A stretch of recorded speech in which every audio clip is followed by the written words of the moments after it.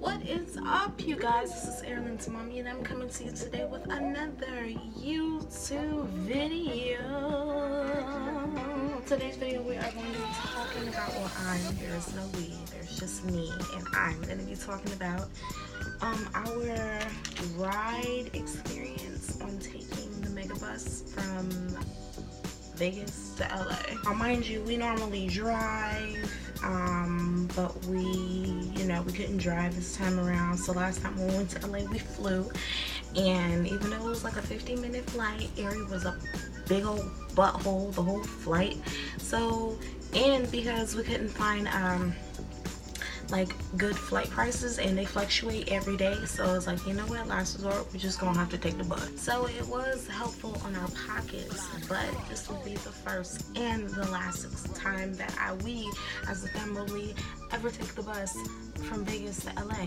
That shit was ghetto, just point blank period, from the first ride there and on the way back. So let's go ahead, we're gonna get into the story time. So we went to LA last week to celebrate Ari's second birthday. We took her to Disneyland. She had a blast. If you guys did not see my previous video, go ahead and watch the vlog. And then mind you, it is like 27 minutes long, but it's worth it because baby girl was smiling the whole way. But anyway, so we go ahead and we take the Megabus. We pay for 3 seats because we figure, oh, we're gonna be able to, strap her in the car seat. It'd be easy for her to just sit and chill. They ended up putting the car seat up under the bus, so it was like, okay, well, whatever. We could have just paid for 2 seats, but it's a good thing that we paid for 3 because Ari had the option to sit in her own seat. Not only that, she was able to be able to go back and forth between mommy and daddy. And on the way there, the bus seemed a lot emptier because I had a seat by myself, and then Joe obviously had Erilyn's seat, so she was able to be passed back and forth between me and him with no problem. It was a lot of like Orientals and like Asian people on the bus, and that's cool. Like, I know they travel and they tour, so I'm pretty sure they like flew in LA and took the bus to Vegas or something like that. I don't know. And then there was a lot of black people on the bus too. Now, these black people, like, mind you, I love black people. I'm black myself, obviously, as you can see. But these black people had like no home training whatsoever. And I say this because everybody was just ghetto. They wanted to fight. We had one woman at the back of the bus doing her box braids. Another guy, when we first got on the bus, he was threatening to beat somebody up because it's just over crap. Like, my God. And it was funny because when I see him outside of the bus, he had tattoos on his face, and I'm like, this guy looks scary. Old boy gets on the bus, and I guess like his girlfriend, she had like a bag or something, and the seats at the top, but at the front of the bus, those are like specialty seats or something. I think you like pay extra or whatever to like guarantee that ain't nobody gonna sit in your seat. And I thought like there was gonna be assigned seating. No, once you get on the bus, you can sit in any seat that you want except for the seats with the big numbers on them. And we sit up at the top. And I tried to get as close to the front as possible without being in those assigned number seats. So the girl, she sets her stuff down at the very front of the bus when this guy had already prepaid for his seat. So she goes and she tells her boyfriend, I don't know who he was to her, because at the end of the ride, he was being rude to her, like he didn't even know who she was. So she told him, she was like, oh, somebody moved my stuff. This dude, somebody want to get beat the fuck up on Crip. Somebody want to get beat up today. So he walks to the front of the bus and he's like, who moved my girl's stuff? Like this little Italian guy at the front of the bus, barely speak any English, and I felt so bad for the Italian guy. But I mean, you could tell like the Italian guy could have held his own, because after that, the Crip, like he wasn't even, trying to throw hands or whatever, but he was just talking like a lot of like mess. You basically just being hard, talking out the side of his neck. And he was like, I don't care if you are an MMA fighter, we can get down right here, right now, cuz don't move my girl stuff no more. And so, but at the end of the, come to find out, old boy paid for that seat, so he had every right to move her stuff. So that was that. And then there was some woman at the back of the bus doing her box braids, and we get off and we stopped, I think we stopped in Barstow. We get off the bus and she was like making threats to this guy that was sitting in front of me, and the guy who was sitting in front of me wasn't doing nothing to nobody. And it's like, girl, you sitting way at the back of the bus, like what he do to you? Like, did he piss in your Cheerios or something? She was like, I should have been whooping your ass this whole time, just being like rude. And I'm like, oh my god, oh my gosh, oh my gosh, these people are so crazy. I don't want to do this no more. So we finally make it to LA. Cool. We enjoy our 3 days there. She get family, celebrating the baby's birthday. She enjoyed it, whatever. It was the LA County Fair, blase. Cool. On the way back, we have to obviously go back down to the Union Station. We get on the bus, we barely making it because we trying to see family at the last minute, and we are literally running.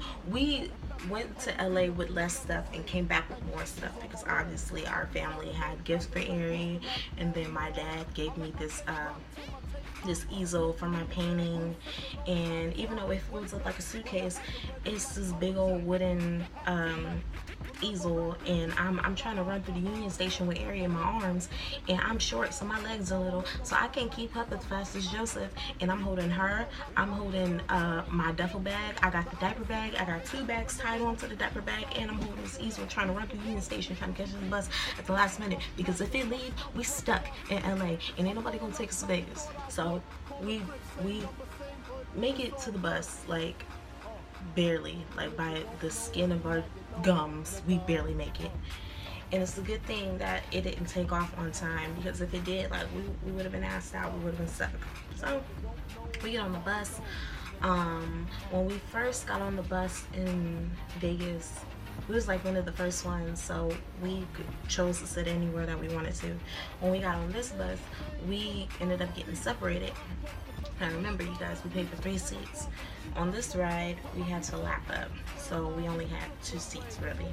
So I ended up going to go sit with some random guy who was hogging up all of the outlets to charge phones, but it's cool because I wasn't even on my phone like that anyway. And Joe ended up being sitting behind me, and he had Ari in his lap. Oh, there was a father and a daughter sitting across from us.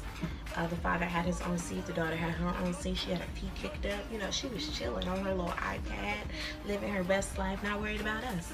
So the daddy tells her, he says, hey, get up and come sit next to me and let this gentleman and his daughter have the seat. Baby girl, if you watching, I gave it a girl on my YouTube channel. So if you watching, this was my experience, and I'm just telling you it is. So she looked at the daddy and was like, rolled her eyes, put her little earbuds back in her ear, and he kept tapping her. He kept telling her, I'ma call her Lily Bell. Lily Bell, I said, get up and come sit next to me so this man and his daughter can have the seat. Now, they're a white, Caucasian male and female. The dad was Caucasian, the little girl, she was Caucasian. You could tell she was something else, but you know, it was real generous of him to, you know, want us to have, well, not us, but Ari and Joe to have that seat so that she wouldn't be lapped up. This girl literally ignores her dad like 3 times. He's frustrated, like he is heated, and I'm just like, it's none of my business, it's none of my business. So he grabs her, he didn't grab her by the ponytail, but he tugged her ponytail like, hey, I know you hear me. This girl gets up, punches her dad in the face, not even being exaggerant. He gets up out of his seat, comes around to where she's sitting, grabs her by the legs and pulls her out of the seat and grabs her by the arm and forces her to sit next to him. The whole time I'm sitting there like I ain't seen nothing. I'm just like, got my mouth closed. I ain't trying to laugh because I ain't trying to offend nobody, and I ain't trying to fight nobody on this bus. So the girl, she starts crying, and he was like, I told you when I talk to you, you listen to me. You don't ignore me. You come and you sit next to me and you do as I say. Do we have that clear? Just basically giving her the parent rundown, and she crying and making a scene. And so Joe gets up and he sits in the seat. And at that moment, it's kind of like, do I take the seat? Or, you know what, I'm gonna just take the seat because he went through all of that. I'm gonna just get up. So Joe takes the seat and he thanks this guy. He was like, hey man, thank you for the seat. I appreciate it, you know, just being real generous and whatnot. And the dad was like, oh, no problem, man, no problem. So this guy gets up who was sitting towards like the back of the bus. He gets up and he comes and he confronts the guy and was like, hey, yo, son, I don't like what you did. That made me feel real uncomfortable. And the guy was like, okay, but this has nothing to do with you, pretty much. He's like, I don't know what the backstory is, and I can see that she wasn't listening, but there's obviously something else going on behind this. And do you know what that is? That's child abuse. You just abused your child in front of all of you. He was like, I don't even hit my daughter. He's like, I don't know if you noticed, but she just sat here and one-two'd me in the face in front of everybody. He was like, your parents wouldn't discipline you in front of everybody if they did something like that? He was like, I knew better. The guy was like, sir, do you have kids? Do you have kids? Like, I got kids. My kids, they know better. They know not to do nothing like that because I raised them right. Like, you don't know what my life is like, dude. I'm a single father doing this all on my own. Yeah, I get frustrated, but I don't hit my daughter. I don't beat on my daughter. Lily Pop, do I beat on you? Do I beat on you? Do I hit you? Do I hit you? And the whole time, I'm still sitting in my seat like, It's none of my business. It's none of my business. So the guy was like, well, I'm just letting you know, if I see something like that again, you know, I'm gonna have to step in, etc., etc. Now, mind you, the guy who fought his daughter to give us the seat, he wasn't really tripping on the guy. It was just like, dude, like, you don't know my story. I'm just sitting there, you know, trying not to feel weird, but it was like very weird. But coming to find out, once we got to a certain stop, I think we stopped there. Oh, excuse me, I think we stopped in Riverside. And the girl apologized to Joe. She was like, hey, I'm sorry for, you know, for all of that I caused, and for, you know, hesitating on giving up my seat and stuff like that. Like, I really do apologize. Do you forgive me? And Joe was like, wow, yeah, I forgive you. Okay. So after the girl apologized, we became friends for like the next 8 hours. And it was really cool. Like, we were sharing, like, she was showing me stuff on her tablet and like giving us like slime. And by the way, she gave me some slime and it's sitting in my closet. Ari loves it, but I'm hiding it from her because Ari don't know what slime is. She just know that she like it, and she gets mad every time the slime don't hold the form that it comes in the container. So I put it up. But yeah, we like shared our food with her, and she was like showing me stuff, and she was real cool. Like, turned out her and her father, they have a really good relationship, and they travel a lot, and it's just them two, and they do a lot of things together, you know, like they have an awesome relationship. It was just in that moment he got frustrated, and yeah, so we driving through the desert, you know, maybe like an hour away from Vegas or so, and the bus breaks down. So I kid you not, like, we are on the side of the freeway in Baker, or was it, no, Nipton, something like that. We're still an hour away. We ain't even crossed the state line yet.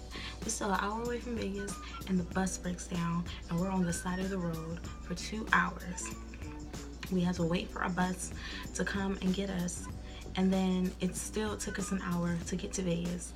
And we literally watched the sun go down, and it was just like, oh my God, like, what was supposed to be a 5-hour ride turned into 9 hours. Like, it was madness. And, you know, the only good thing I can say is that it wasn't hot outside. There was these big ass ants in the field that we were standing in, and they looked like killer ants. Like, they would eat the flesh.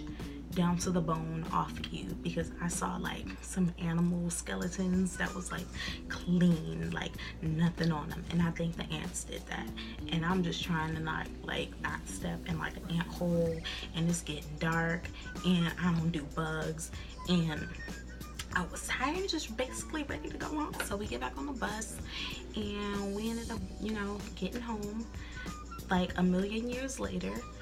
And yeah, so that was the first and the last time that we will ever take the bus from Vegas to LA ever again. So yeah, if you guys like this video, go ahead and like, comment, subscribe, share, give me a thumbs up, turn on the notification bell so you can receive every notification every time I upload a video. And I will see you guys in the near future. Bye.